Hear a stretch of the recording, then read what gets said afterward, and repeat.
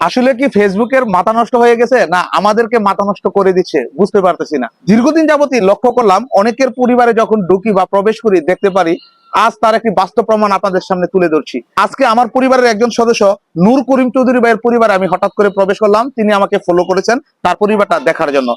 উনার পরিবারে প্রবেশ করে দেখলাম উনার মাত্র ফলোয়ার্স রয়েছে 2.6K ফলোয়ার্স এবং 8.7K ফলোয়িং, অর্থাৎ তিনি ফলোয়ার্স থেকে ফলোয়িংটা বেশি করেছেন। সবচেয়ে আশ্চর্যের বিষয় হলো তার এখানে কিন্তু দেখেন 62K পোস্ট রয়েছে। একটা 2.6K পরিবারে 62K পোস্ট, এটা কি অদ্ভুত মনে হয় না? চলুন তাহলে আমরা একটু এটার প্র্যাকটিক্যাল প্রমাণ দেখি যে ওনার এখানে আসলে কি 62K পোস্ট রয়েছে, কেন ফেসবুক এরকম দেখালো।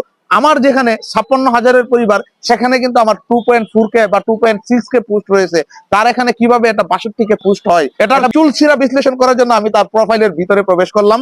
তার প্রোফাইলের ভিতরে প্রবেশ করে প্রথমে আপনারা দেখেন একটু রিলসে ক্লিক করলাম।